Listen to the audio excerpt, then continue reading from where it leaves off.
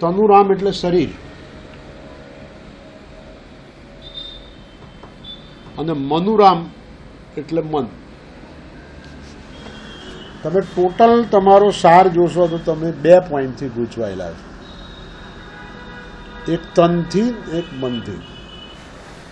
અને એ બંને તમને આપ્યા છે કોણે? પરમાત્માએ.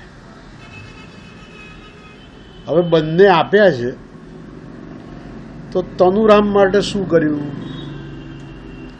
તનુરામ જોડે આવ્યો એટલે એનું કામ આટલું આવ્યું, એને ખવડાવવું પડે, પીવડાવવું પડે, નવડાવવું પડે, ધોવડાવવું પડે. એટલે આ એક વધારાનો માલ આપણને વળી ગયો ને.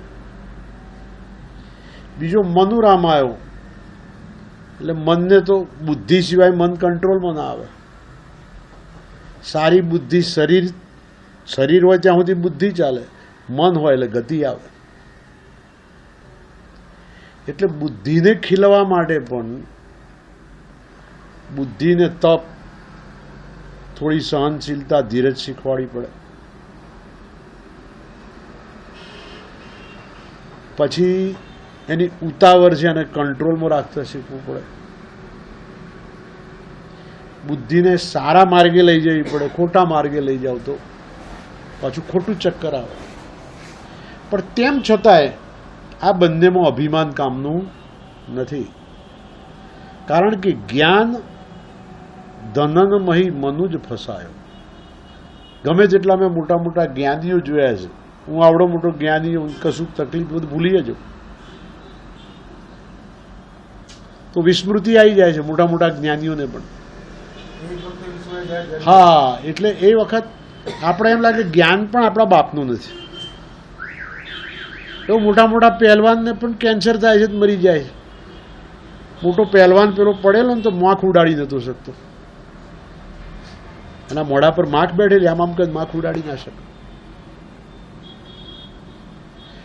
તો તનુરામ ને ધનુરામ એટલે એમ કહે છે કે શરીર અને મન આ બેનું ચક્કર છે, અને જ્ઞાન ને ધન એમાં આપણે ફસાયેલા છે.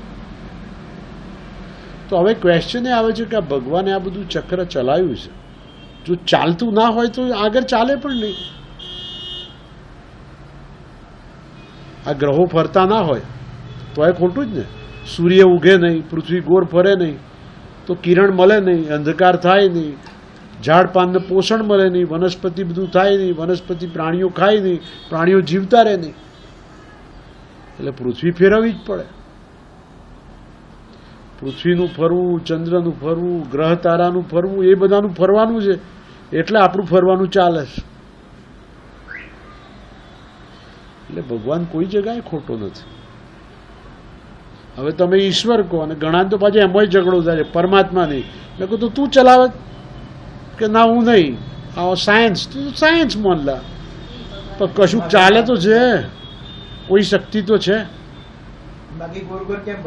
હા, મને તું તો ફેરવા ગયો નતો, તું ગોર ફેરવતો નતો, કે તારા બાપનો બાપ બી ફેરવતો નતો, તો આ બધા ફેરવતા ના આવે તો આમ આમ થયું, ફલાણું થયું. ઓટોમેટિક તારે જે માનવું એ માન.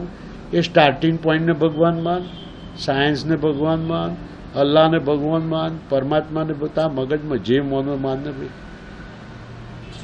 પણ એક વસ્તુ નક્કી છે, તું પોતે પાવર નથી, તું પાવરના અંડરમાં છે. ખ્યાલ આવ્યો? તું પેલો બેટરીનો પાવર છે પણ અંદર જે એનર્જી છે એ બીજી છે.